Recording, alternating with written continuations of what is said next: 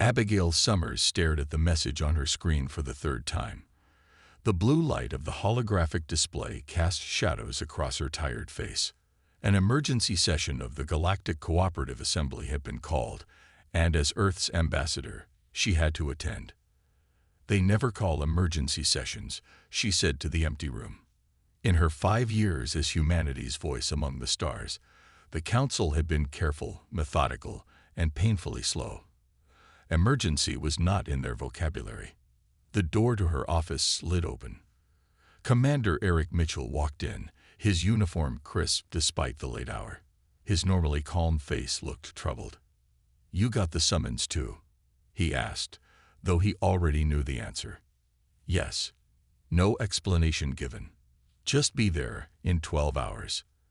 Abigail stood up and walked to the window. Earth shined below, beautiful and blue against the blackness of space.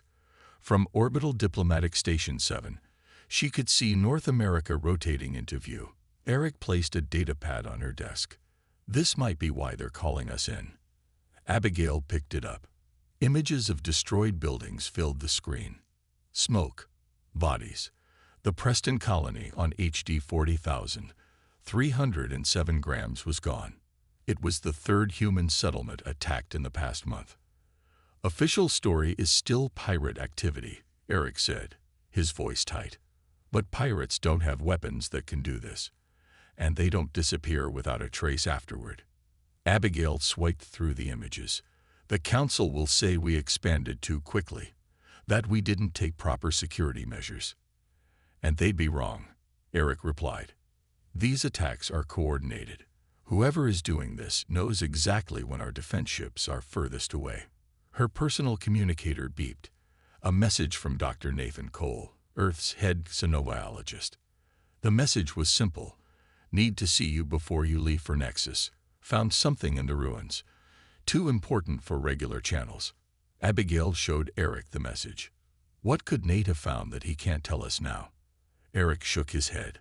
"I don't know, but we need to leave in 3 hours if we want to make it to Nexus Station on time. Tell the pilot to prepare the ship. I'll meet with Nate first."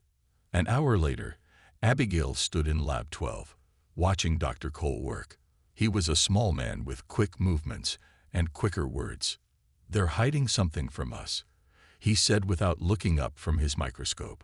"The whole Council, I mean. Nate, I don't have time for." "Look at this." He stepped back from the microscope. Abigail looked into the lens. She saw a piece of metal, twisted and burnt, but with strange markings that seemed to glow slightly. "What am I looking at?" "That's from Preston Colony. The markings, they match exactly with artifacts we found on Mars last year. The ones the Council told us not to touch." Abigail felt cold suddenly. "You're saying whoever attacked our colonies has technology related to those artifacts?" "I'm saying that the Council knows more than they're telling us about both the artifacts and these attacks." Dr. Cole handed her a small data chip. "Everything I found is on here.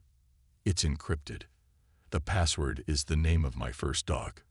Abigail took the chip, wondering why he was being so secretive. "Thank you, Nate. I'll look at this on the way." The diplomatic vessel, Earth's Voice, was ready when she arrived at the docking bay. Eric was waiting at the entrance, speaking with the security team. 6 Marines would travel with them, standard protocol for diplomatic missions. As they prepared for departure, Abigail looked at the small chip in her hand. Whatever was happening, she had a feeling that the Emergency Council session wasn't called to help humanity. The Galactic Cooperative Assembly had always been polite to humans, but there was always something beneath the surface, a feeling that humanity was being watched and judged. "Ambassador, we're ready for departure," the pilot called. Abigail nodded and stepped inside the ship. The doors closed behind her, and she felt the slight pull as the ship detached from the station. Ahead lay Nexus Station and a council of alien species who might not have humanity's best interests at heart. She had 12 hours to prepare for whatever was waiting. Nexus Station floated in space like a giant metal flower. Its 5 arms stretched out from a central hub, each arm housing representatives from hundreds of worlds. As Earth's voice approached, Abigail noticed more military ships than usual patrolling the area. "Something's not right," Eric said, standing beside her at the viewing window. "I count 18 battlecruisers. That's 3 times the normal security detail." The docking process took longer than usual. Extra scans, more questions from station security.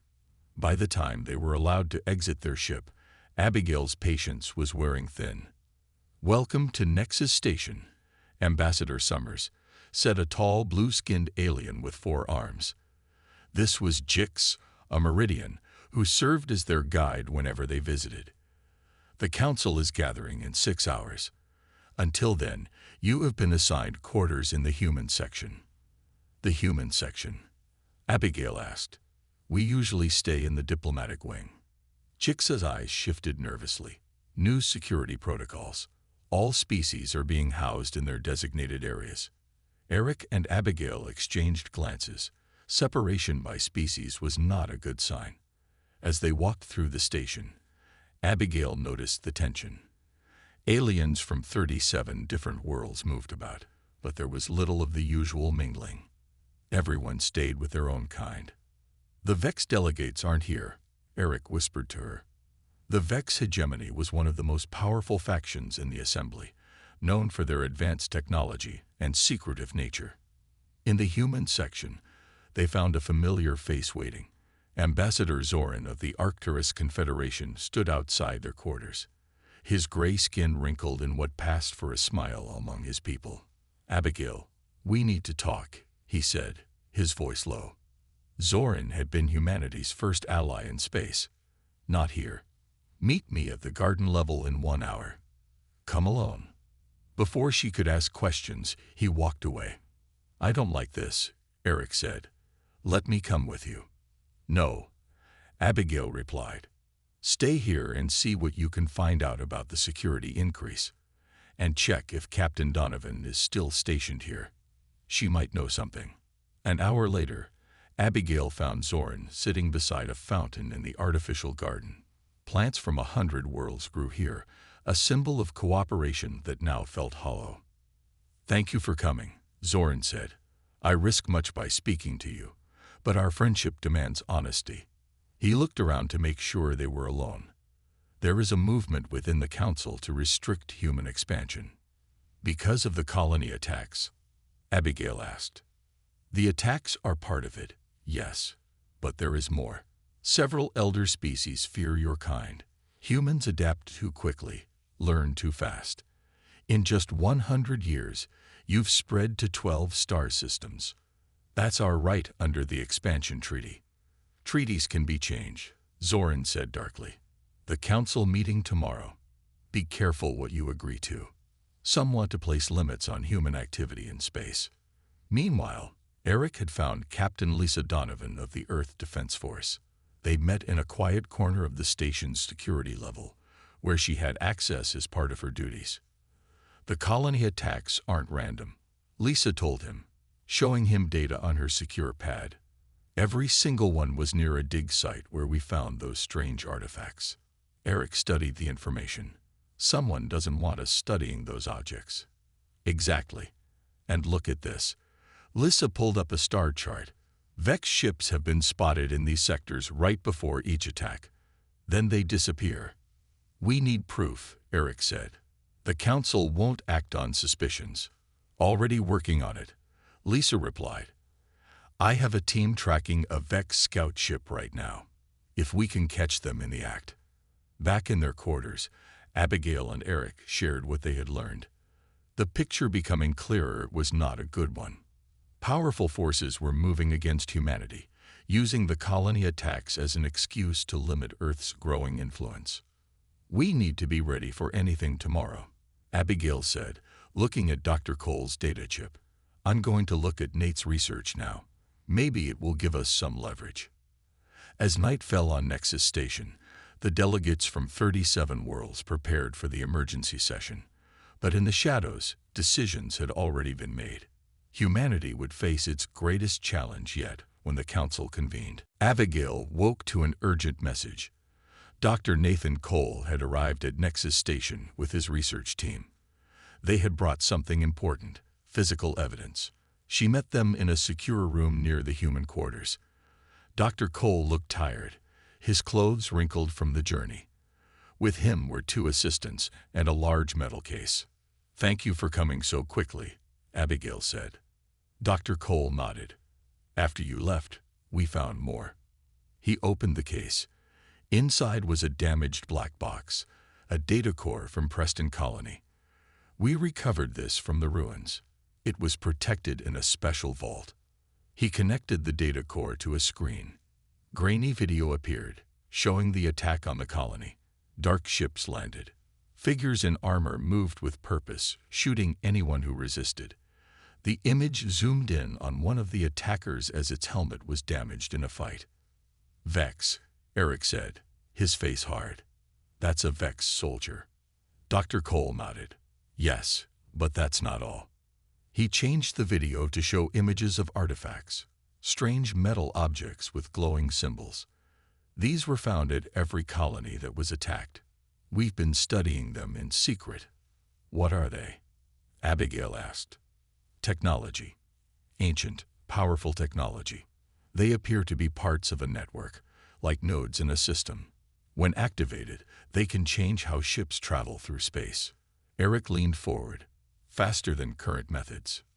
"Much faster. And more efficient. Whoever controls this network could dominate galactic travel."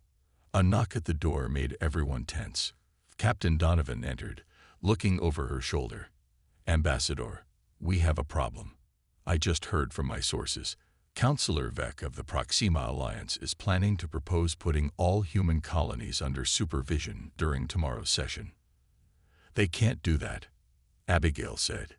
"It violates the Independence Treaty." "They'll cite security concerns because of the attacks," Donovan replied. "But there's more. I convinced one of the Proxima assistants to talk after a few drinks. The elder species have known about these artifacts for thousands of years. They consider them their property." Dr. Cole's eyes widened. "That explains why they react differently to us. The artifacts respond to human neural patterns in ways they don't with other species. That's why the elder races could never fully activate them." A diplomatic reception was scheduled that evening. All delegates would attend before the formal council session the next day. Abigail decided they needed to use this opportunity to gather more information. The grand hall of Nexus Station sparkled with lights. Beings from across the galaxy mingled, drinking, eating, and talking politics. Abigail wore her formal diplomatic uniform, moving carefully through the crowd. Ambassador Krell of the Orion Directorate approached her. Tall and thin with scaled skin, Krell had always been cold toward humans. "Ambassador Summers," he said, his voice like dry leaves, "I trust you are prepared for tomorrow's session." "I am," Abigail replied calmly. "Though I would like to know why the Vex representatives are absent." Krell's eyes narrowed. "Perhaps they have more important matters to attend to than listening to humans complain about pirate attacks." "Interesting that you call them pirate attacks," Abigail said. "I never mentioned the nature of our concerns." Krell leaned closer. "Your kind should have stayed on your planet. You spread too quickly, take too much. The artifacts were never meant for humans." "So this is about the artifacts," Abigail said, catching him in the admission. Krell realized his mistake. His face hardened. "You will learn your place in the Galactic Order, Ambassador. Tomorrow, the Council will ensure it." Across the room, Eric was speaking with a group of younger species delegates. They seemed more sympathetic to Earth's position. One of them, a reptilian female named Syrah, whispered to him, "Many of us do not agree with what the elder species plan. They fear humans because you remind them of themselves when they were young and bold." Back in their quarters that night, Abigail, Eric, Dr. Cole, and Captain Donovan gathered to plan. "The Vex attacks are just the beginning," Abigail said. "Tomorrow's council session isn't about helping us. It's about containing us." "What do we do?" asked Dr. Cole. Abigail looked at the evidence they had gathered. "We prepare for the worst. If they won't help us stop these attacks, We'll have to help ourselves. None of them slept well that night, knowing that the next day could change humanity's place in the galaxy forever. The council chamber was a vast circle with tiered seating. Delegates from 37 worlds filled the seats, their voices creating a low hum of tension. Abigail, Eric, and Dr. Cole took their places at the human section. Captain Donovan waited outside with the security team.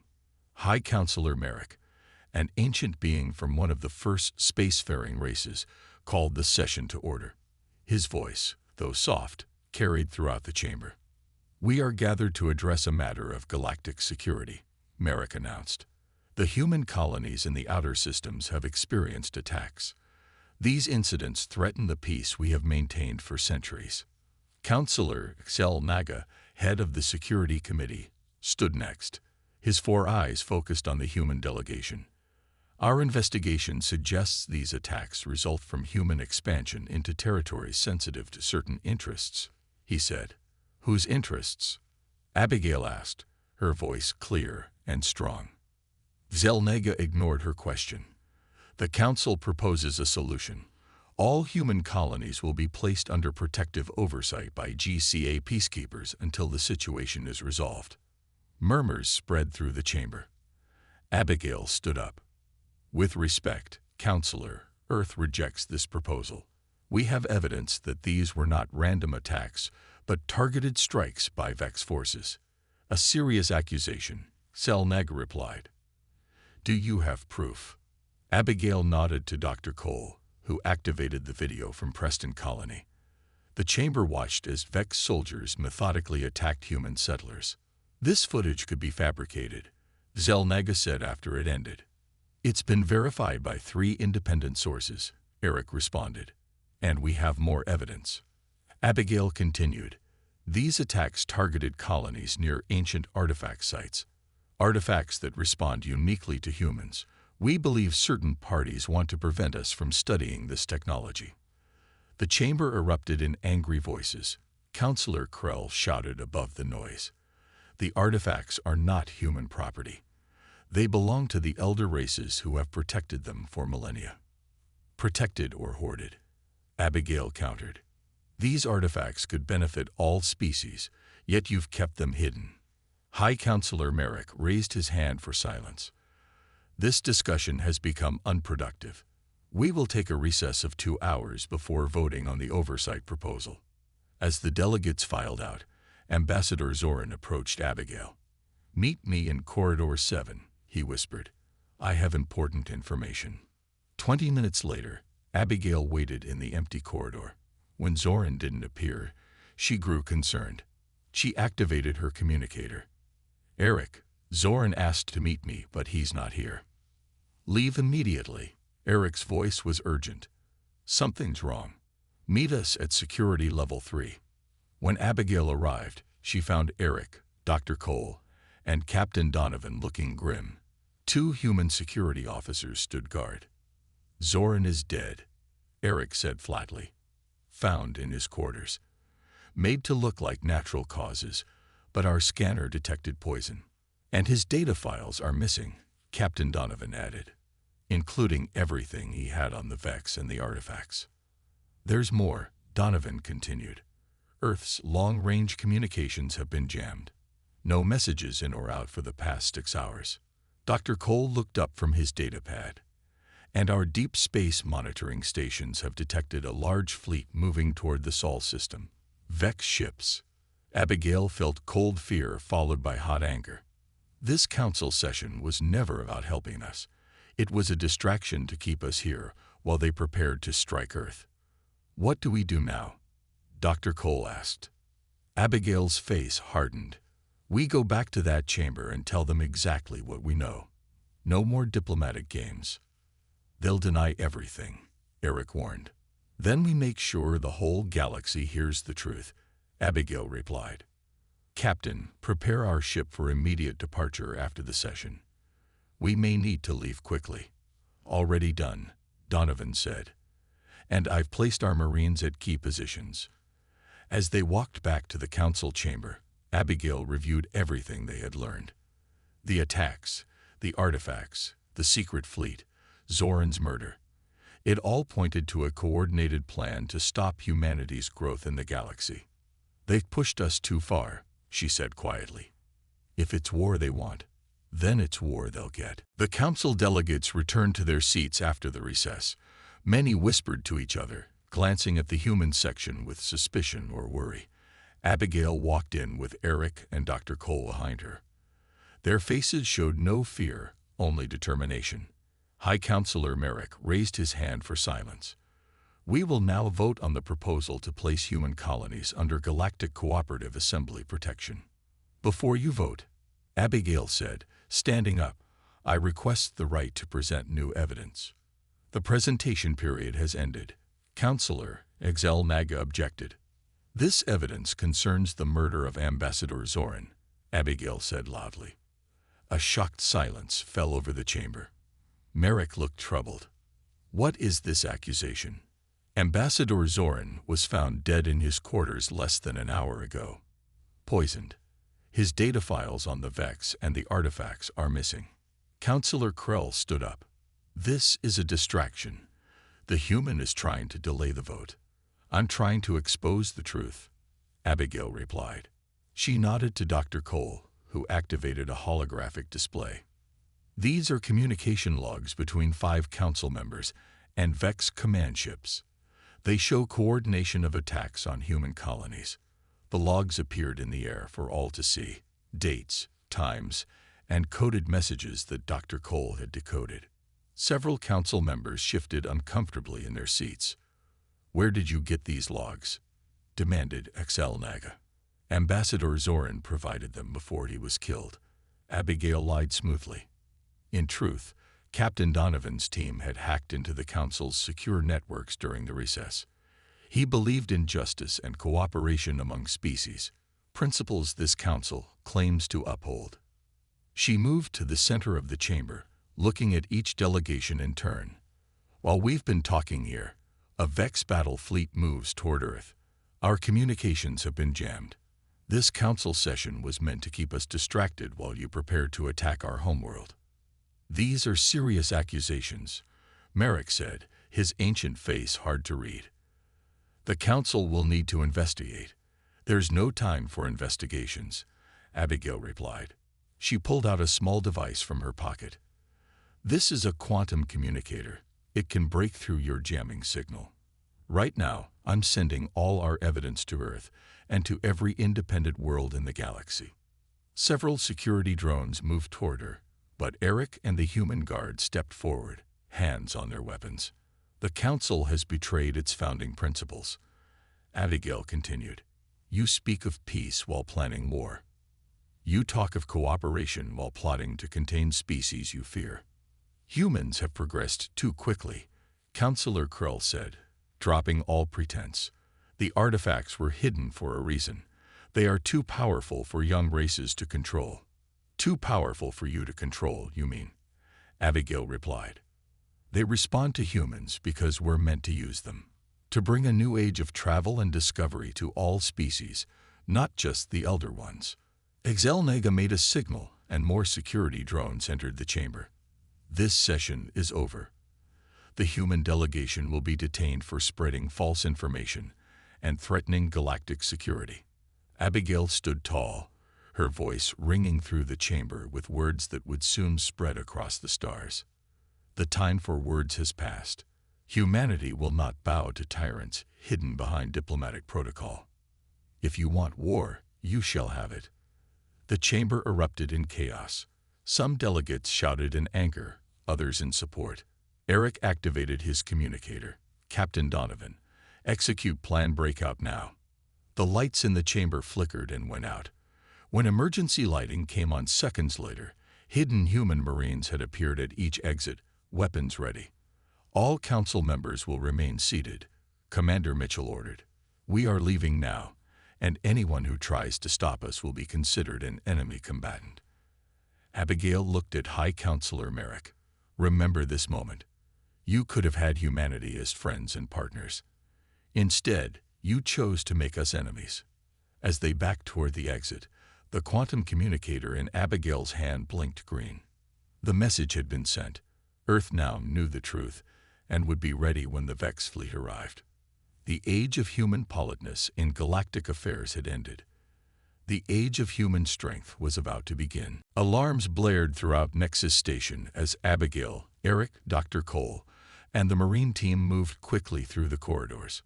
Security drones buzzed overhead, searching for them.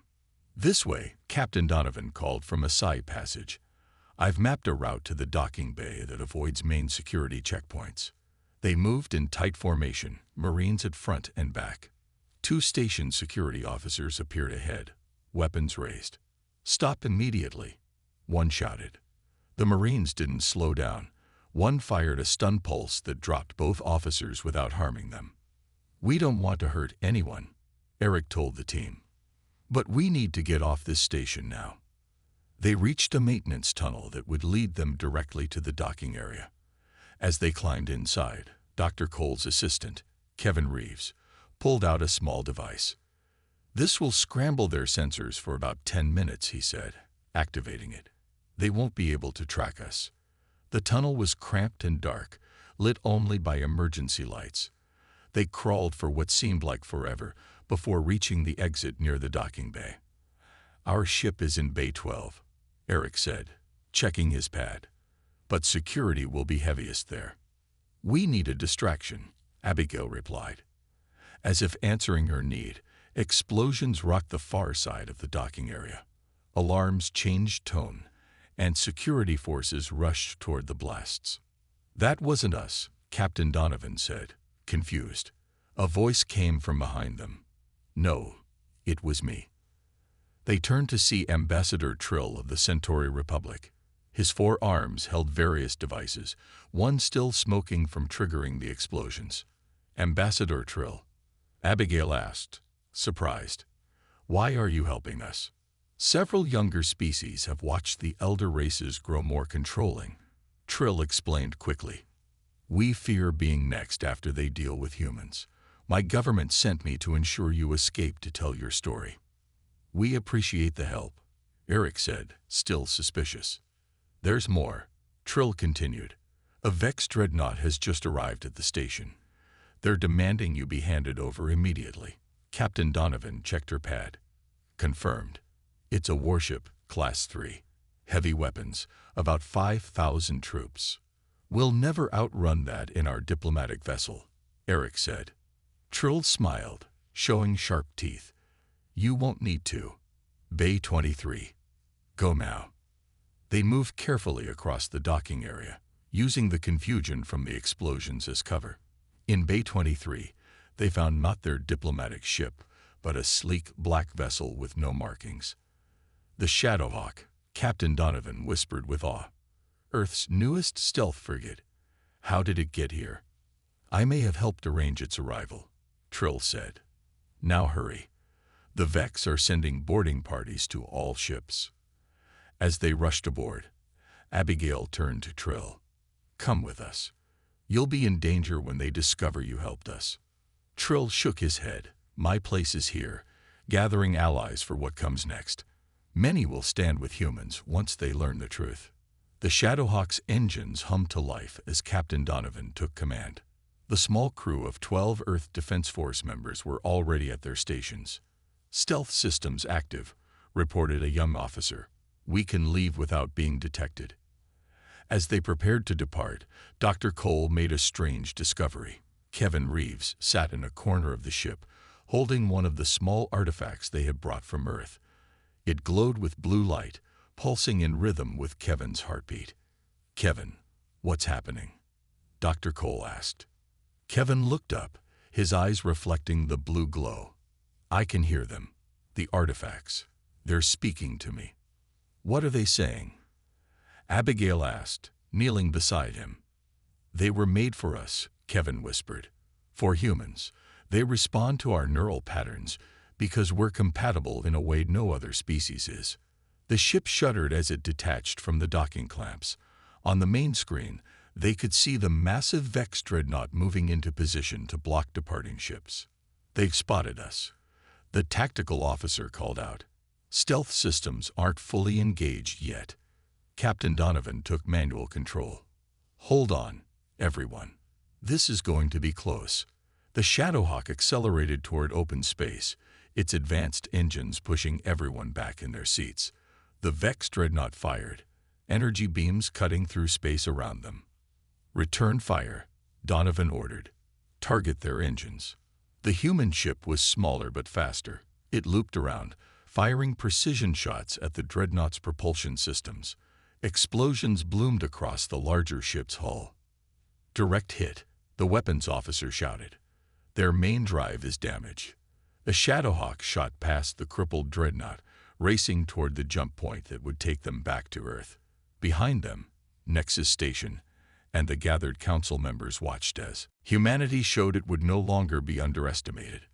The Shadowhawk dropped out of faster-than-light travel near Earth.